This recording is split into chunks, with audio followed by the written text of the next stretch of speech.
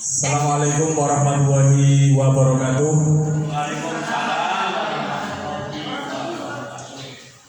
Pada pagi menjelang siang ini, tiba urutan saya akan menyampaikan beberapa paparan yang bisa saya sampaikan mengenai rencana kerja P3K. Perkenalkan, saya Iman Saproni dari SDN 13 Kebon Dalem. Tentunya sudah pada kenal ya, jangan pura-pura nih. Ya, selanjut Mas. Ya. Oke. Yang pertama akan kita pelajari yaitu peran dan tugas guru. Yang pertama, guru sebagai pendidik.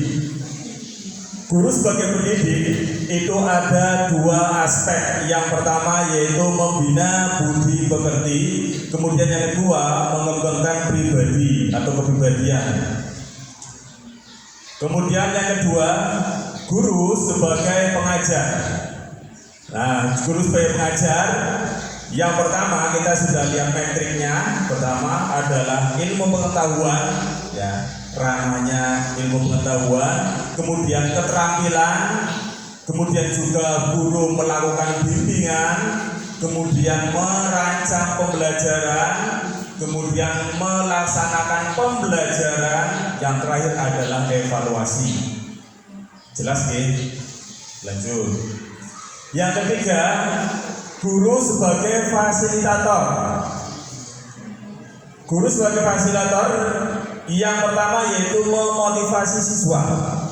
Tentunya ketika kita mengajar anak-anak kita, yang perlu kita lakukan adalah yang pertama memotivasi. Karena dengan memotivasi siswa ini, kita akan memberikan stimulan kepada siswa untuk semangat dalam mengikuti KBM.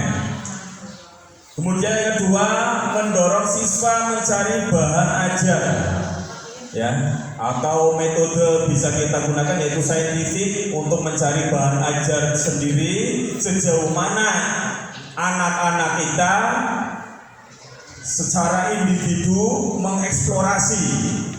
Gak usah jauh-jauh ke sana atau kemana atau ke laboratorium, bisa di lingkungan sekitar, ya, bisa di sekolahan dan lain sebagainya.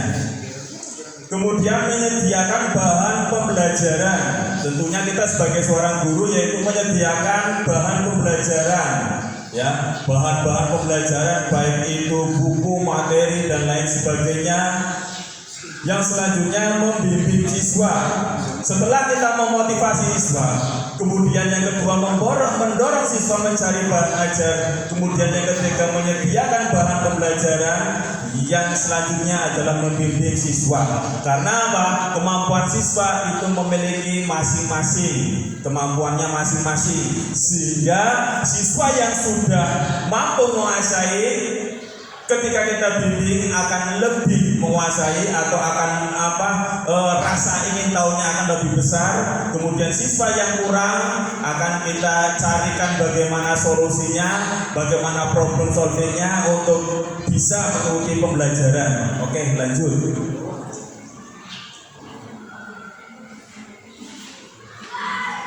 Selanjutnya yaitu guru sebagai pelayanan. Nah, guru sebagai pelayanan itu memberikan suatu kenyamanan terhadap siswa dalam belajar.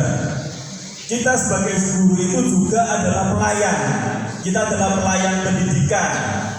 Karena apa? Jasa yang kita berikan adalah sebagai pelayan pendidikan, melayani anak-anak kita dalam belajar. Tentunya ketika kita memberikan pelayanan, baik tempat, ya kan, baik pembelajaran, baik metode yang kita gunakan, itu memberikan kenyamanan terhadap siswa dalam mengikuti pembelajaran. Entah itu nanti siswa mau polanya gimana, ya kan? Yang namanya pembelajaran, apalagi yang namanya metode sekarang kurikulum Iya, Merdeka Belajar, kurikulum Merdeka Belajar, ya kan? Itu malah identik kepada siswa itu sendiri. Terus guru itu adalah sebagai pembimbing dan pengelola. Oke, lanjut. Yang selanjutnya yang kelima yaitu guru sebagai perancang. Ya. Guru sebagai perancang yang pertama yaitu menyusun program pengajaran. Tentunya apa yang kita akan sampaikan kita susun terprogram, terstruktur, sehingga ketika sudah terprogram dan terstruktur dengan baik, selanjutnya kita menyusun rencana mengajar. Setelah menyusun program pengajaran, kita menyusun rencana mengajar. Setelah menyusun rencana mengajar, ya kan, dari mulai RPP, metode yang akan kita gunakan, terus apa bahan pembelajaran yang akan kita gunakan apa saja, selanjutnya yaitu menentukan strategi atau metode. Ini yang ketiga sebagai akhir dari guru sebagai perancang. Setelah menyusun program pengajaran, menyusun rencana mengajar, kita selanjutnya yaitu menentukan strategi atau metode. Apa yang tepat untuk anak-anak kita, apa yang sesuai untuk anak-anak kita, apa yang tidak membosankan untuk anak-anak kita dalam belajar. Oke, lanjut. Selanjutnya guru sebagai pengelola. Nah, guru sebagai pengelola dalam kelas. Yang pertama yaitu administrasi kelas. Kita tahu administrasi kita banyak, ya kan, dari mulai silabus, ya, protap, promes, ya, kemudian rencana RPP, rencana pelaksanaan pembelajaran. Kemudian kita juga membuat jurnal pembelajaran. Tentunya ketika kita administrasinya baik, ya kan, ketika kita administrasinya tertib, itu kita memberikan memberikan namanya identitas kita sebagai seorang guru, kredibilitas kita sebagai seorang guru ketika kita administrasi kelasnya juga komplit atau juga lengkap. Selanjutnya guru sebagai pengelola yang kedua yaitu memilih strategi dan metode pembelajaran yang efektif, ya kan, misal bisa metode ceramah, metode tanya jawab, diskusi, pemberian tugas, demonstrasi, tutorial, bimbingan, pembelajaran efektif, metode debat pun bisa kita laksanakan, kemudian role playing, simulasi, karya wisata, pemecahan masalah, saintifik, dan lain sebagainya. Ya, metode-metode pembelajaran mana ketika pembelajaran itu bab itu yang sesuai, tentunya yang harus kita pilih. Lanjut, Mas. Kemudian guru sebagai penilai yang terakhir. Nah, guru sebagai penilai yang pertama yaitu menyusun tes dan instrumen penilaian, ya, menyusun tes dan instrumen penilaian apa saja yang akan dinilai, kriteria apa saja yang akan dinilai. Kemudian yang kedua, penilaian secara objektif, memandang atau melihat anak didik itu sama, objektif, tidak berpihak atau tidak subjektif. Ketika kita menilai, kita benar-benar objektif. Jangan karena semamane wingi kas dijadri rempayak nilainya pelo, jangan. Rempayaknya tampan ora apa-apa, tetapi nilainya tetap objektif. Anak yang jenengan semamane pantasnya 60 ya 60. Nah, itu. Penilaian secara objektif. Oh, kayak rambutnya bindil pusing, tapi kelasnya raine sang polonya nggak bisa, gitu, ya. Penilaian secara objektif. Kemudian secara objektif ada yang kurang atau ada yang nilainya rendah di bawah ketentuan, kita mengadakan pembelajaran remedial, ya, untuk mengulang.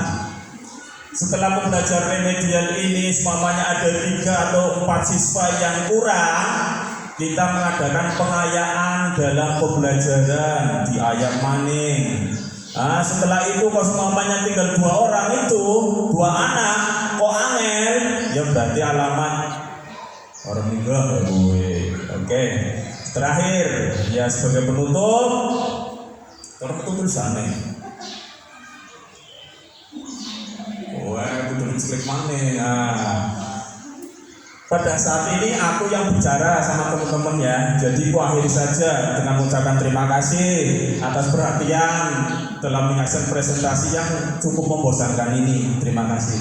Assalamualaikum warahmatullahi wabarakatuh.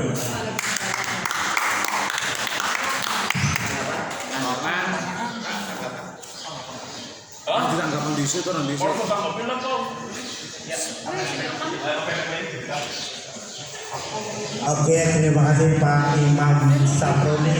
Ya ini dari Keranggan ya Mas Asline. Penungguran 12 Imam Saproni. Imam pemimpin.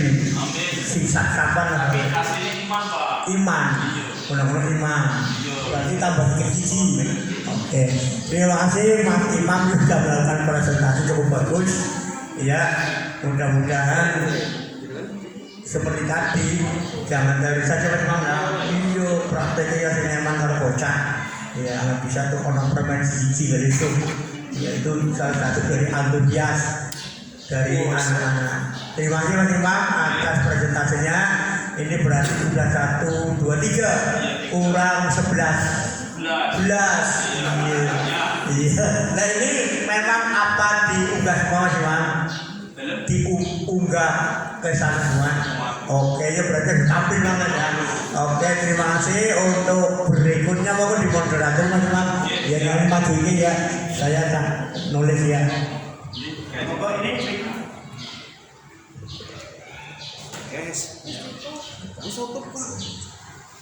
Ini